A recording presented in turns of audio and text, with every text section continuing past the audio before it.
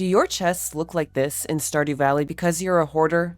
Don't worry, you're not alone. Some of the worst offenders in terms of unnecessarily hoarded items are artifacts and minerals. Breaking geodes and artifact troves is something we all have to do in order to find that one last mineral you need for perfection. From the humble first couple of normie geodes to when you're breaking your 1000th omni geode trying to get a fucking basalt for your stupid spoiled lava eel, visits to Clint can feel like you're handing him your gold in exchange for a handful of rocks and some literal junk. While you do need to donate every artifact and mineral to the museum once to achieve perfection, you will inevitably end up having 10 of the same color of dwarf scroll burning a hole in one of your chests. But do you need those dwarf scrolls? The answer is no, 90% of the time. But there are a few exceptions. So what do you need to keep and what can you yeet into the bin for that sweet, sweet gold? In this video, we'll go over all the things you could possibly need artifacts and minerals for in Stardew Valley, so you can decide for yourself if you're willing to accept or reject your hoarding instincts. We'll also differentiate between what is specifically required for perfection and what can be considered optional and only kept if you want to. Some of this might be considered a spoiler for some late game progression, so here's the warning in case you haven't seen the endgame and want to keep the mystery alive. But before we start, please consider liking this video and subscribing to the channel if this information ends up being helpful to you at all. Without further ado, let's get into it. So for perfection, we'll be looking at a few different things that artifacts and minerals are needed for, namely bundles, both standard and remixed, and crafting recipes. As you probably know, you'll need to donate one of every artifact and mineral to the museum, so in this section we will essentially be going over everything else that requires the specific artifacts or minerals. Let's start with bundles. So like I said, we're going to look at both standard and remixed bundles. If you're not sure what remixed bundles are, the TLDR of it is that some of the rooms may have different bundles swapped out or different items within their bundles swapped out for a bit of a more randomized challenge to the game. So in terms of minerals, there are a few needed for the Geologist bundle, which is a boiler room bundle that is needed for non-remix saves and can appear for remix saves, but it's not guaranteed. For this bundle, you'll need a quartz, an earth crystal, a frozen tear, and a fire quartz. A bundle that can come up for the boiler room in a remix save is the Treasure Hunters bundle. And for this one, you need to get 5 out of 6 gems, and the options are between amethyst, aquamarine, diamond, emerald, ruby, and topaz, and these ones tend to be good to hoard anyway. And lastly, the dye bundle for the bulletin board could possibly contain an aquamarine, but if you're playing remixed, it could be a blueberry, so you may not have to actually hand this one in. For artifacts, the only artifact potentially needed for a bundle is in the children's bundle, which is a remixed bundle in the bulletin board. And for this, one of the options is the ancient doll artifact. That's all for the community center. So next up, crafting.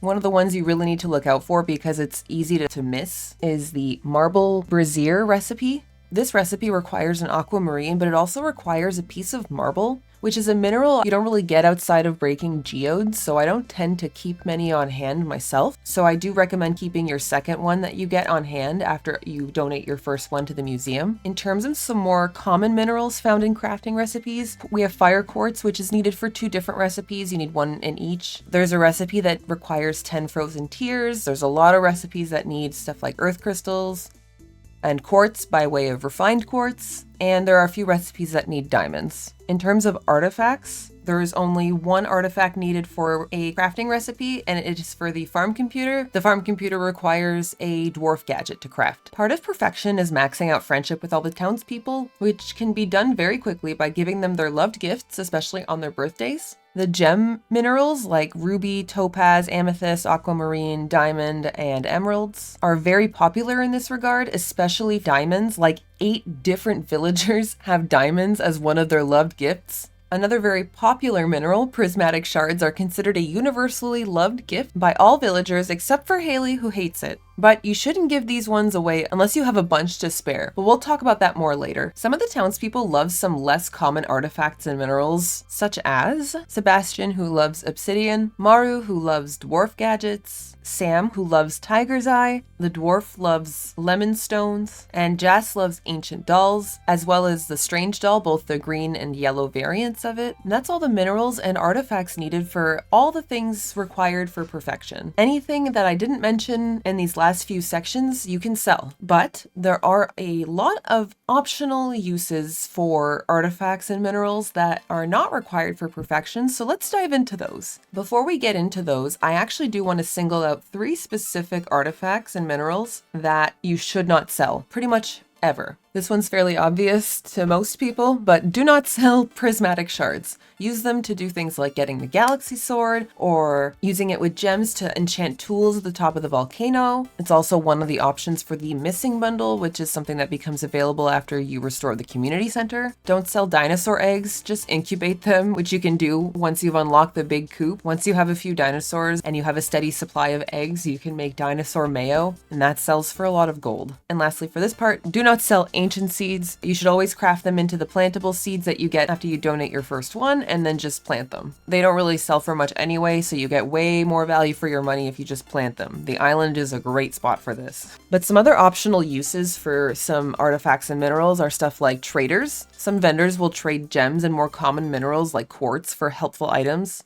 A good example is the desert trader, who you can trade minerals for some items that actually can really help in your skull cavern runs. Stuff like spicy eel, mega bombs, and other things like that. You can use the bone artifacts like the ones you get from dinosaurs, the bone mill machine to get various fertilizers. And if you're lucky in the skull caverns and run into a lot of dinosaurs, you may have a lot of these on your hands, so it could be useful, especially if you're doing a lot of farming. The fish ponds can sometimes require artifacts and minerals to upgrade the fish pond. Most of the times they like gems, especially diamonds, because they're bougie bitches, but sometimes it's some off-the-wall stuff like basalt or dwarf scrolls. So if you're planning on installing a lot of fish ponds, it's good to look up which artifacts and minerals you may need for the fish you want to use in your fish ponds.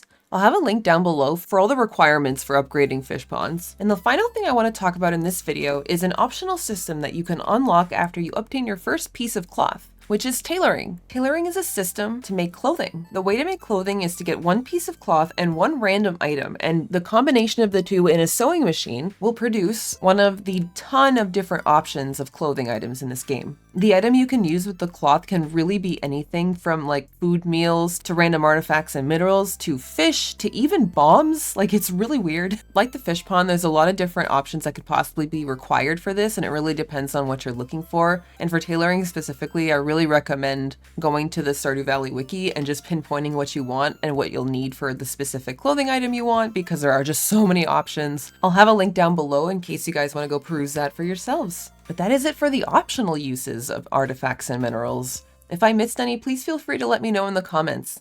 But in summary, things I recommend you should hoard are the gems, so amethyst, aquamarine, emeralds, rubies, topazes, and especially diamonds. Like, hoard those. They're good for a lot of things and needed for some perfection stuff. Other minerals like quartz, earth crystals, frozen tears, I do recommend hoarding a good amount as well. You don't need like 50 or 100, but I usually like to keep about 10 to 20 of these on hand just in case. Prismatic shards are another thing. Hoard those. They're very rare anyway, so you shouldn't really have a problem hoarding these. Dinosaur eggs are another one I like to hoard because I like to incubate them so that I can hatch dinosaurs, and then they will hatch more eggs and I can turn those eggs into dinosaur mayo. The last ones you should hoard are ancient seeds, because when you plant them, you get a plant that produces for 3 straight seasons or forever if it's in a greenhouse or on Ginger Island, so great bang for your buck. There are a few artifacts and minerals I recommend keeping a few of, but not necessarily hoarding, so like 1 to 3 tops. So fire quartz, like you don't need to keep a ton of these ones, honestly. Marble, you'll need 1 extra after you donate your first one for a crafting recipe. Same with the dwarf gadget. And then others that you can keep if you want to give some gifts are tiger's eye, a lemon stone, obsidian, ancient doll, and strange dolls. And honestly, the rest of the artifacts and minerals that I didn't really mention or call out here, you can just sell after you've donated 1 to the museum. And some of them are worth quite a bit. At one point, the game even really encourages you to do this because you can get the Treasure Appraisal Guidebook, which increases the gold you get from selling artifacts. So the game is pretty much telling you to do this. So yes, you can sell. Most of them have pretty much no use unless you want to have a lot of fish ponds or do a lot of tailoring, then you'll need to keep some on hand. But that's all I have for you guys today. If you found this video helpful, please consider giving it a like and subscribing to the channel. Leave a comment down below if there's another topic you'd like me to make an explainer video about. Just a note that I'm currently making a week-by-week Stardew Valley walkthrough on this channel, and at the time of posting, we're almost done Summer of Year 1. So if you're interested in watching and following along, I'll have it linked down below. Thanks for watching, and stay salty!